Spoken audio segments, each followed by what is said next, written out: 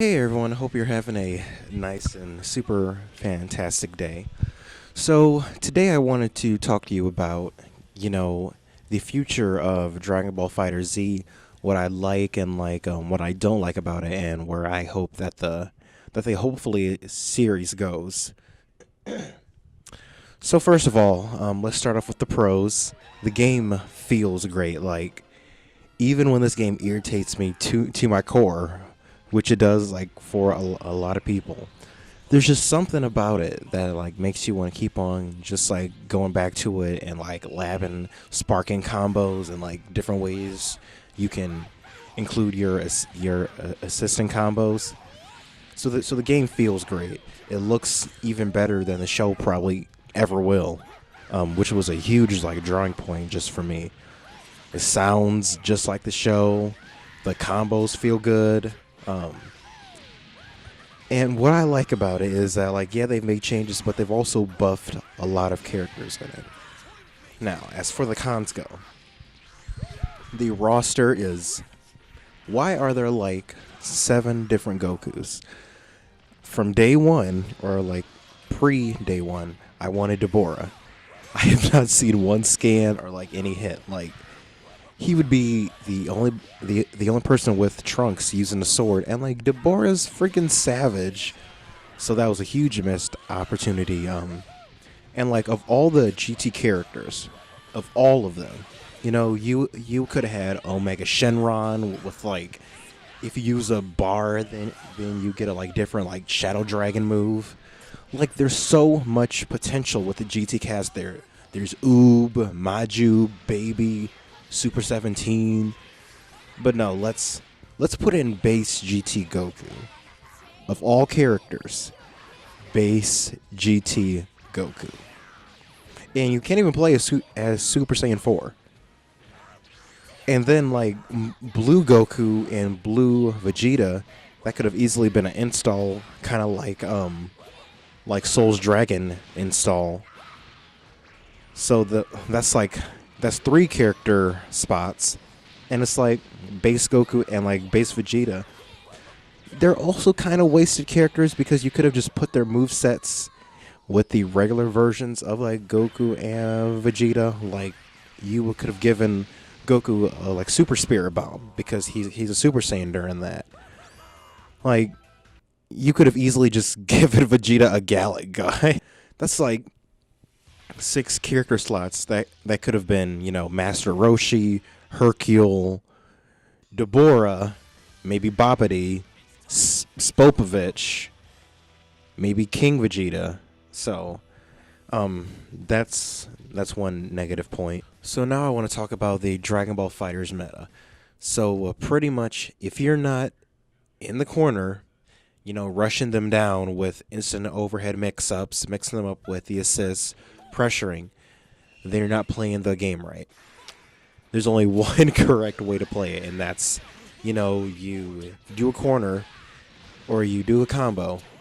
You either, spin a level 3, hard knockdown, and then you mix them up, or you keep on doing combos so you get them in the corner, and then you keep them there. And, I kind of want them to buff, projectiles, which is like shocking because I'm more of a zoner player, but it's like zoning doesn't even matter when you can super dash through like half the projectiles. So with you spending so much time in the corner, whether you're on offense mixing them up, or if you're on defense hoping for a chance to reflect or do attack change, you're staying in that corner for a while, and pretty much one touch, that's the corner. And you're in the corner for so long that you might as well just start paying bills while you're there. That's the meta. And, that gets old seeing that match after match after match because that's the one correct way to play it. So maybe they could introduce different characters who aren't good up close, who play better at a distance. But every character plays the same way pretty much. Is that like you have to play close all the time, and if you're not playing close, then then they're eventually going to play close up against you. So one thing that kind of irritates me about this game is the super dash.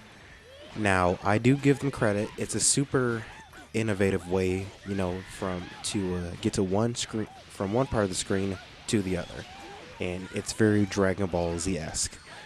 Now, the issue that I have with it is that I know you can anti-air it if you see it coming from a distance, but my issue is that, so say they call an assist, well, you have to block their super dash. Why are they still allowed air options after they super dash? It should be my turn next to attack them. But, they can back dash in the air, they can up dash, they can dash over, they can do a key blast, they can do a special. If they were to come instantly down, then I will have no issue with super dashes at all. But, you're always on the lookout for the super dash because, if you get hit, that could be a combo into level 3, and then you're guessing again, then you're put into the combo. It's like something that you always have to look out for, so you end up getting hit by like a random key blast or like a random assist. It's such a crucial part of this game that you can't just like take it out, because you nerf combos, you nerf movement. But that's literally the only change that I would want made to it. Because, like, super dashes are Dragon Ball Fighters. Like, what would this game be without super dashes? But it's like the whole risk reward factor is like heavily skewed towards just doing it. Like, as long as you have an assist, just do it. And if you're up close and you super dash, there's a very low chance that you're going to 2H in time. So that's my little rant about super dash. If they were to make a Dragon Ball FighterZ Revelator, I would like to see a way better story. Now, if you're like me and you didn't, pre-order the game to get Android 21, that was absolute torture getting her. I spent like a whole morning, a whole good 8 hours playing through the wretched story mode just to get her. I don't know how you mess up a Dragon Ball Z story. I don't know how you do it, but they found a way. So, if they make a sequel to this game or update whichever, like, you could do it like the Budokai games where you fly around and like each place you fly to, that's a story point. Because you see that with a lot of games. I think the Xenoverse games are like that, and the new like Project Z Kakarot game is going to be like that. Or you could do it like the Budokai 10 Kaiichi games where you're not flying around and it's just a like page by page story. Whichever way they want to do it, do not do it like they did it for this game. I would rather like jump down a flight of stairs than go through that story again. So this is going to be like a weekly analysis of the different fighting games that I like to play. So what I like about them, what I don't like, and what I hope for the future. So thank you guys for watching. Comment what you would like to see as far as the like story or like different changes they can make. And I'll see you next time. All right, have a super fantastic day.